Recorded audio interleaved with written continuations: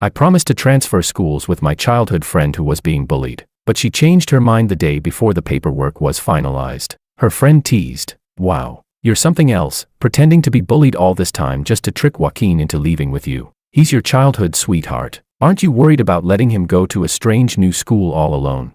Lydia replied flatly, "It's just another school in the same city. How far could it be?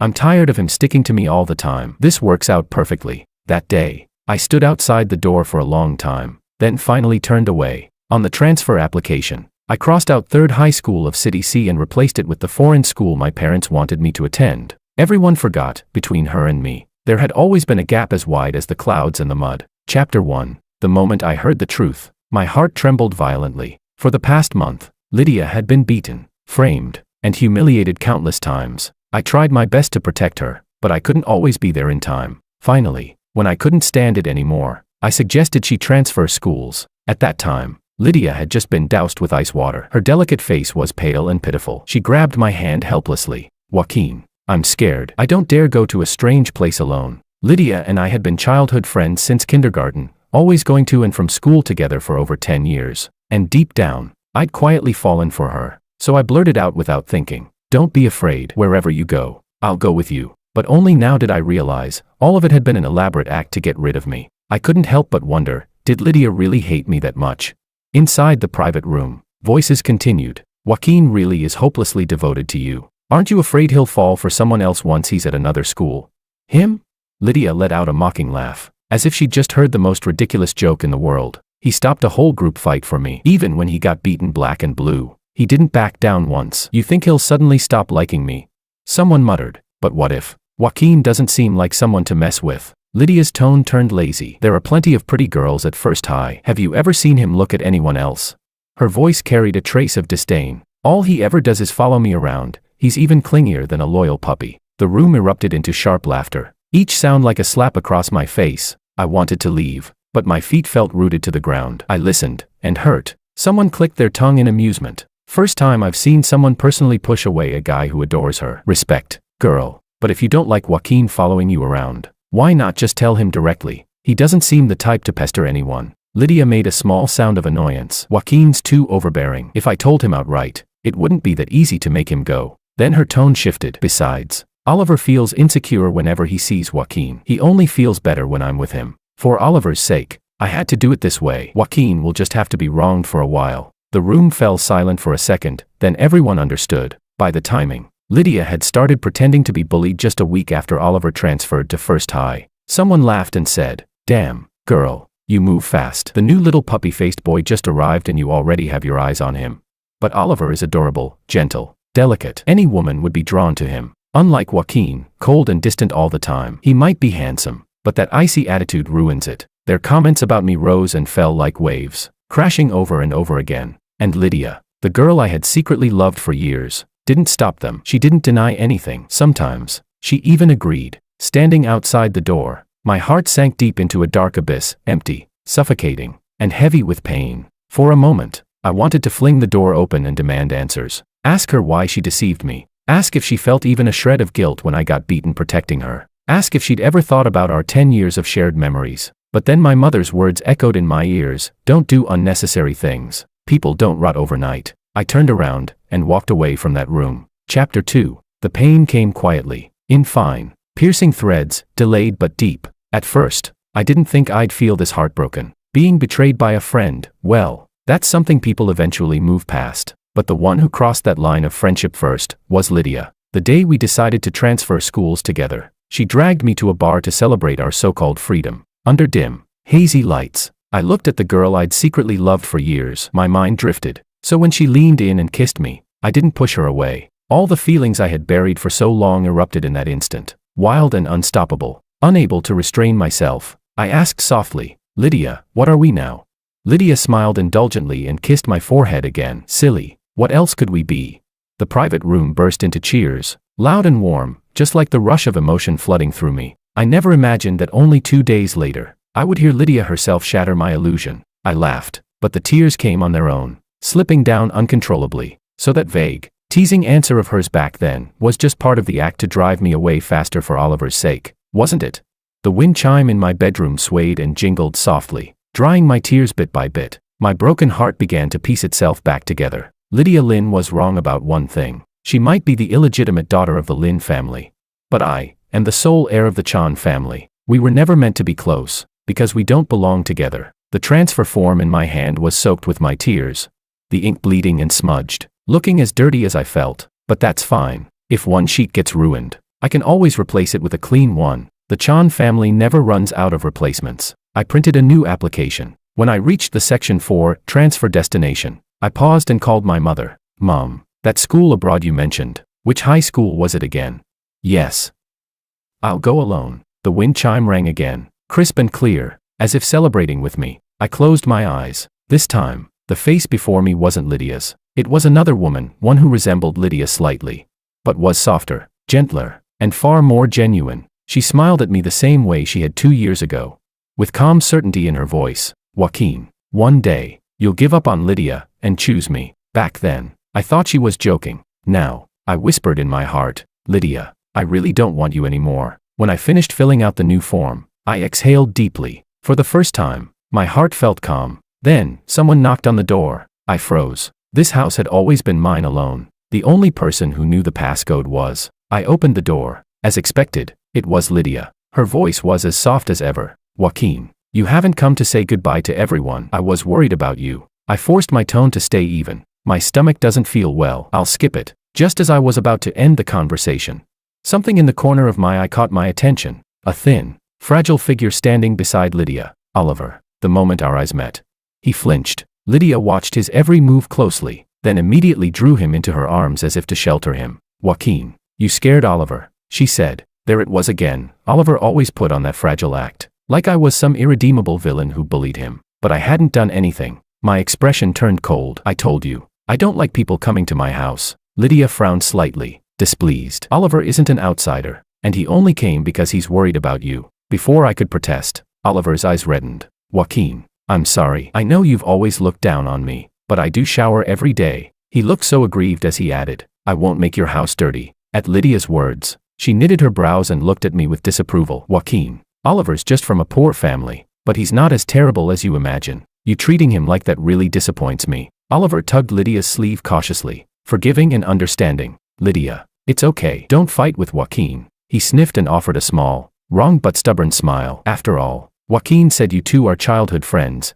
How could I possibly compete with that? You must be kidding. You're a one-of-a-kind presence all by yourself. Lydia cupped Oliver's face with tenderness and soothed him in a soft voice. Then she turned to me. Her face was icy as if frozen. She spoke gravely. Oliver is upset. I'll take him away for now. Think about your behavior. Don't forget the transfer form still needs to be stamped. I did reflect on my failure to see people clearly. Then I went and changed the passcode for the front door. The tight knot of anger and hurt in my chest finally loosened, if only for a moment. Chapter 3. The next day, I took the new transfer form to school to get it stamped. As the bright red seal, marking my departure, landed firmly on the paper, my heart suddenly felt hollow. For a moment, I stood there in a daze. Then someone blocked my path. Lydia frowned slightly. Joaquin, did you change the password to your front door? After I sent Oliver home yesterday, I went straight to your place, but the door wouldn't open at all. I cut her off, my voice calm. Yes, I changed it. She looked displeased, as if nothing had happened, and asked with her usual false warmth. What's the new password? I can come take care of you. That won't be necessary, I replied evenly. I won't be living there after I transfer. Lydia's gaze dropped to the folded form in my hand. Her expression flickered, like she'd just remembered something. Oh right, I forgot about that. Don't worry, Joaquin, I'll come by tomorrow to get mine stamped too. It had been a long time since we'd walked and talked like this. Ever since Oliver transferred to First High, moments like this had grown rarer and rarer. I closed my eyes briefly, letting myself feel the dull ache of attachment before I spoke, testing her tone. Between us, what's there to worry about?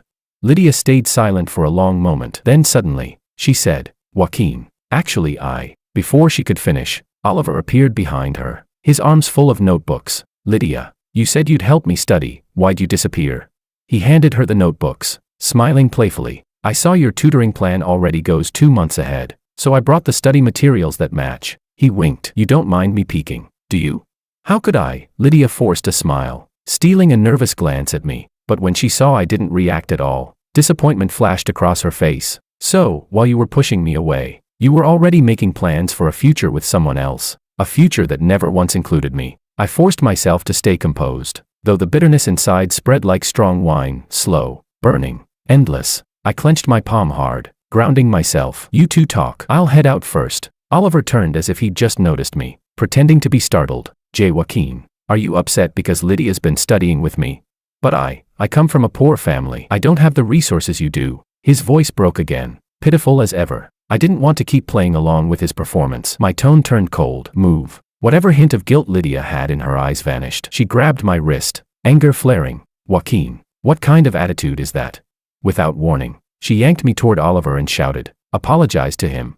Inside me, the last clean corner of my heart shattered into dust. This time, I didn't hesitate. I raised my hand and slapped Lydia hard across the face. Lydia, I said, my voice low and trembling with fury, the one who should apologize is you, but not to Oliver, to me. Chapter 4. I began packing away all the things Lydia had given me over the years. The tie, her gift for my 18th birthday. I wore it to school once. Not long after, I saw Oliver wearing the exact same one around his neck. He'd blushed and said shyly, Lydia said, whatever someone else has, I'll have too. The limited edition figurine, only the box was left. Lydia had taken the figurine itself, saying she liked the scent of my cologne that lingered on it. But the very next day, I saw it sitting on Oliver's desk. Then there were the custom leather shoes from my coming-of-age ceremony, the indigo-scented diffuser. Everything I thought was unique, something only I had already been shared with someone else. No, not even shared, given away, preferentially. I thought of how tenderly Lydia treated Oliver, her endless indulgence toward him. A cold, bitter smile curved at my lips. If that's how it is, then these things have no reason to exist anymore. I booked a flight for the next day, ready to spend one last quiet night before leaving. But at 2 in the morning, my phone rang and dragged me out of sleep. Half asleep, I pressed accept. For a while, there was only silence. Then Lydia's voice came through. Joaquin. I'm sorry. In an instant, my mind cleared. If she was finally ready to tell the truth, Lydia's tone turned heavy. Oliver hurt himself. I can't just leave him alone. So I'll have to delay the transfer for a while. The heart I'd lifted so high crashed to the ground. Pathetic. Ridiculous. I wanted to ask her, then what about all the pain I suffered because of your lies? But Lydia kept talking. Joaquin, apologize to him. I thought I misheard. What did you say? Her voice grew firm. You should really apologize to Oliver. Can you honestly say his self-harm has nothing to do with you? For a moment, I had no words, because I suddenly understood. When Oliver was around, anything I said would always be wrong. Lydia's voice turned cold, like ice. Joaquin, you've really disappointed me. If you just apologize, I can pretend none of this ever happened. 2 months from now, I'll go to the new school with you. Are you really going to be this stubborn, throwing away all these years of feelings?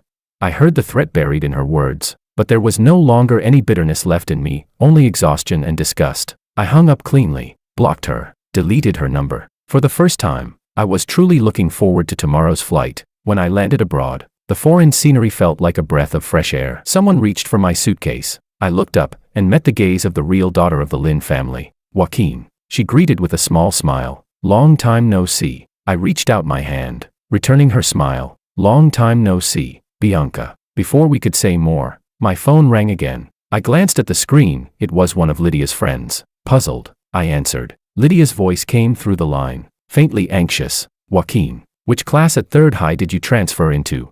Everyone I asked said, they've never seen you. Chapter 5. Before I could respond, Bianca's voice chimed in lightly. Joaquin, shall I take you to see your new school first?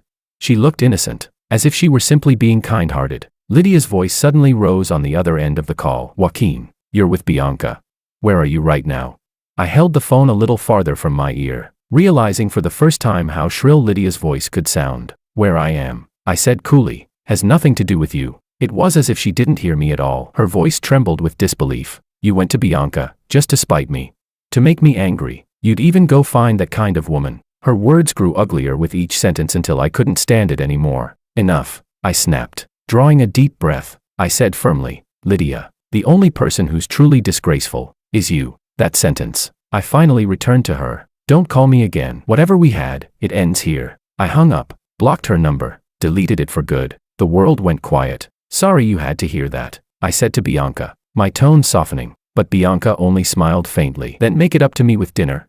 She winked playfully. Consider it my thank you gift. I exhaled and smiled back politely. Of course. The two Lin sisters, what a striking contrast they were. When Mr. Lin had his affair and the mistress gave birth to Lydia Lin, the original Mrs. Lin acted with thunderous precision. She took more than half the Lin family's fortune, divorced immediately, and left with her daughter, the brilliant young Bianca Lin. Afterward, Bianca changed her name to Bianca Sun, her mother's surname, and settled abroad. My mother had always admired the two of them. She'd often say that after Mrs. Sun left, the Lin family went downhill fast. The Lin heiress title that Lydia flaunted was nothing but an empty shell. Whenever the topic came up, my mother would sigh. Our Joaquin's too soft-hearted, of all people. He had to fall for Lydia. Back then, I'd only felt pity for Lydia, thinking she couldn't choose whether she was born to the wife or the mistress. I was grateful that my mother respected my choice. Only now did I realize, parents really do see farther than we do. The sea breeze brushed against my face, scattering my thoughts. I glanced at the road ahead and raised an eyebrow. This doesn't look like the way to a restaurant.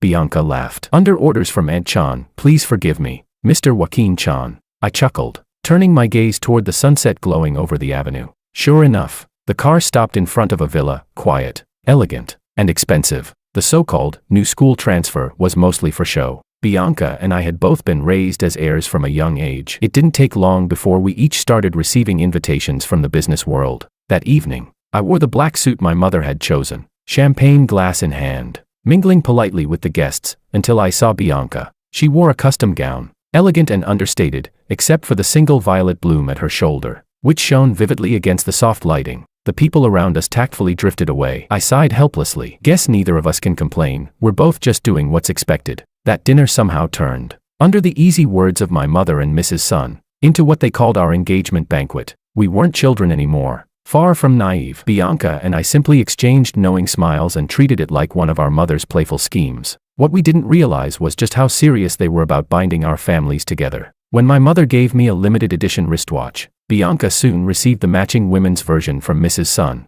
or when Bianca was gifted earrings. Not long after, my mother handed me the men's counterpart while preparing me for negotiations. We'd grown used to it, but this time, Bianca looked straight into my eyes and said, slowly and clearly, "What if I told you, this time, I want it?" She took a step closer, her voice gentle and pure, like spring water gliding over smooth stones, leaving ripples in my chest. Or rather, every time golden fireworks burst into the sky above the cruise ship, I looked into her bright, steady eyes, and for the first time in a long while, my heart skipped a beat. And just like that, my story with Bianca began, naturally, inevitably. Chapter 6. After the engagement banquet, my family arranged for me to intern at one of our companies back home. My mother was already envisioning the future. When the time comes, you two can handle the household affairs, and Mrs. Sun and I will manage the business. My father sighed dramatically. Just make sure you keep an eye on your mother, don't let Mrs. Sun steal her away. With all their teasing and high hopes echoing in my ears, I couldn't help but laugh as I boarded the plane home. Before I left, Bianca took one of the little bells from her wind chime and placed it in my palm. She'd always been reserved, graceful in her gestures, but even she couldn't resist using the gentle chime to tell me she'd miss me. Months later, Class A of third year at First High was already a thing of the past.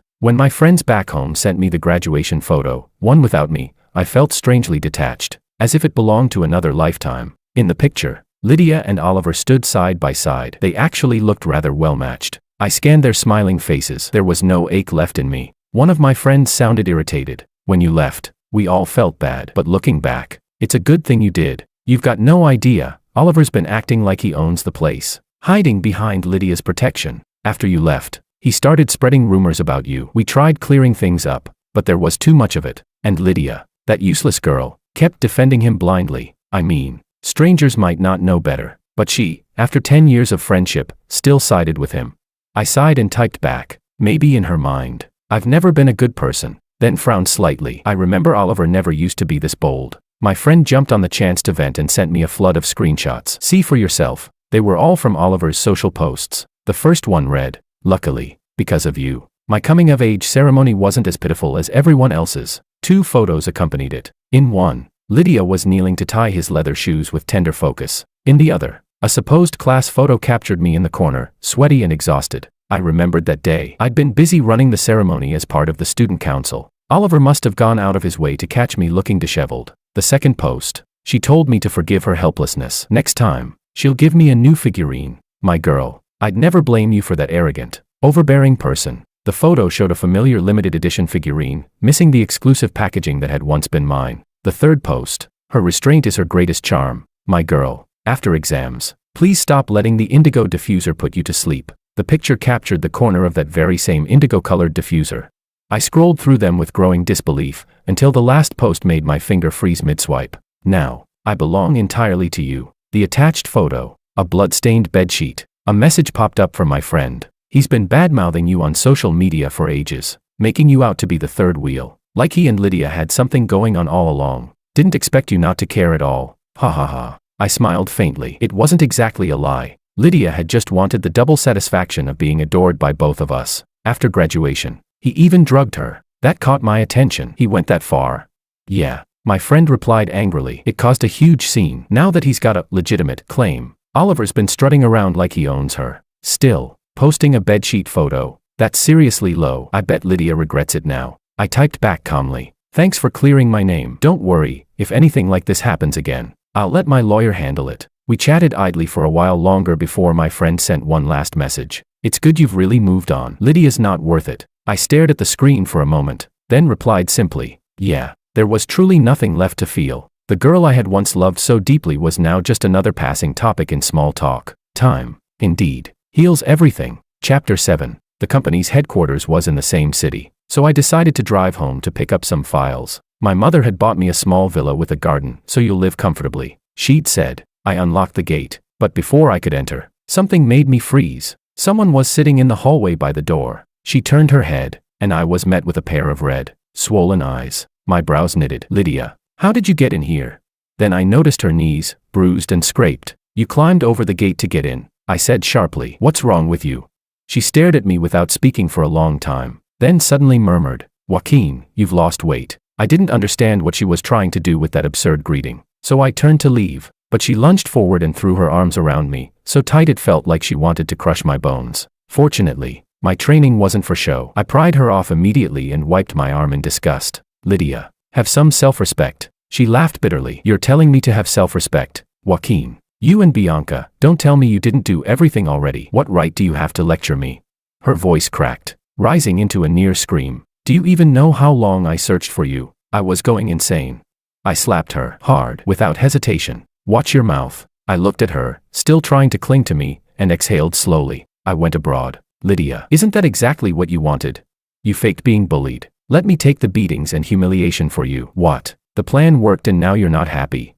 The color drained completely from her face. Her lips trembled as she stared at me, speechless. Why you knew. Joaquin, I can explain. I shrugged. But I don't accept explanations. Then, with deliberate calm, I leaned closer. My gaze shifted to the doorway, where Oliver had just appeared. I lowered my voice, just enough for both of them to hear. You posted that bloody bedsheet photo yourself, I said softly. What makes you think you have the face to show up here again? Lydia, you really are pathetic. I turned and walked inside, calling one of my nearby bodyguards to remove them both from the property. As I passed the window, a shout pierced the air outside. You useless piece of trash, you've embarrassed me completely.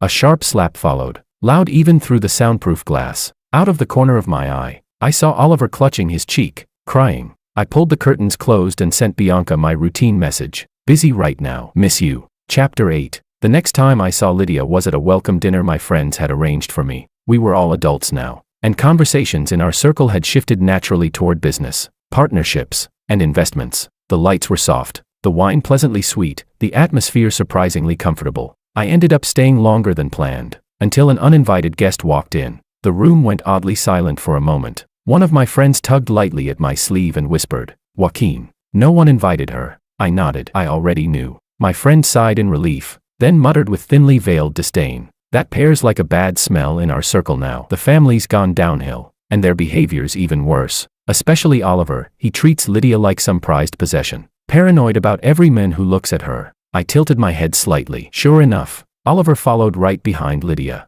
When he noticed my gaze, he flinched instinctively, then glared at me hard, a pathetic attempt at intimidation. Lydia, seemingly oblivious, walked straight over and sat down across from me. The others scrambled to smooth things over, but I simply stood and made for the restroom, needing air. It didn't take long before someone followed me in. Oliver. He hadn't changed one bit. The same soft, puppy boy haircut, delicate makeup, that fake innocent charm, and that spotless white shirt he probably thought screamed purity. A year had passed. Yet he still seemed trapped in a high school mindset. What he didn't realize was that in this world, Naivete was worthless. Here, only leverage mattered, power, money, influence, and Oliver had none of it left. His emotional value had expired, replaced by the cold logic of utility, discarded. Just like that, his eyes were burning with jealousy and spite, wild enough that he looked ready to tear me apart. Joaquin, he hissed, you must feel so proud seeing Lydia still obsessed with you. I looked at him through the mirror, silent, unimpressed. If a few tears and some melodrama counted as love,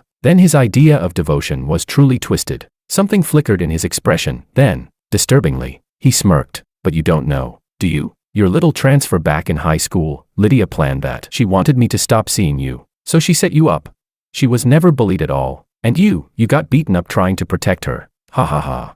I didn't react because, honestly, there was nothing left to react to. Yes, nothing. Whether it was Lydia or Oliver, both were already part of a life that would keep receding further and further behind me, and I was certain I would outgrow them, leave them both so far behind they'd never catch up again. Oliver's face twisted in frustration. What's that look?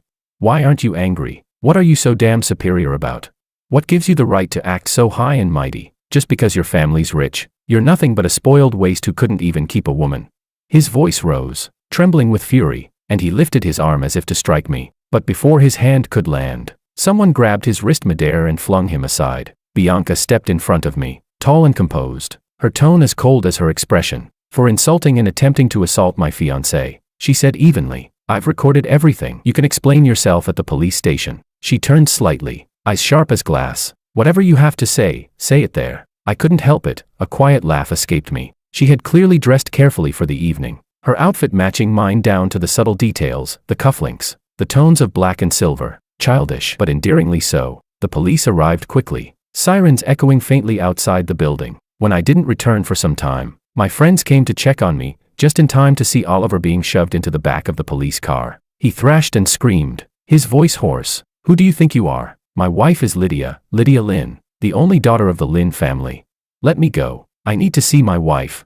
Everyone exchanged knowing looks and turned their eyes toward Lydia. She stood there, watching the men she'd once coddled and defended being taken away, and did absolutely nothing. No tears, no protests, just calm, detached silence, the perfect picture of self-preservation. I looked at her one last time, and in that moment, the bright, youthful girl from my past collapsed completely into ruin. Chapter 9. By the time we finished giving statements at the police station, it was already late, so I took Bianca straight back to my place. The next morning, when I opened my eyes, breakfast was already laid out on the table. Leaning against the doorframe, I watched her washing dishes with quiet focus. So domestic, aren't you? I teased. She turned, brushing a strand of hair behind her ear, and replied with a playful pout. I don't even have an official title yet. I've got to act a little domestic, don't I? Leave a good impression on my men. Otherwise, what if he gets mad one day, and doesn't want me anymore? She tapped my nose lightly, half joking, half serious. I couldn't help but chuckle, thinking about how my friends had stared at her last night, wide-eyed and whispering, practically glowing with gossip. I scrolled idly through my phone, until a headline made me pause and laugh out loud. Want an official title? I said, turning the screen toward her. Well, here it comes. Too bold. Sensationalized headlines blazed across the trending list. Chan Air's scandalous conduct, allegedly seduces a married woman. Heir of Chan Group exposed for keeping unknown woman overnight. Both lined up perfectly, deliberate, vicious. Whoever had planted them wanted to destroy me completely. But Oliver clearly didn't realize one thing. Private villas always have surveillance cameras. Before the rumors could spread too far, a video surfaced online. It clearly showed the so-called Lynn heiress clinging to me and refusing to let go while I pushed her away and left. Public opinion flipped instantly. The narrative shifted, so he was the one being harassed. Though skepticism still lingered. Okay, but what about the chaotic private life part? He's so young to be an executive at Chan. Who knows which powerful woman he's really staying with?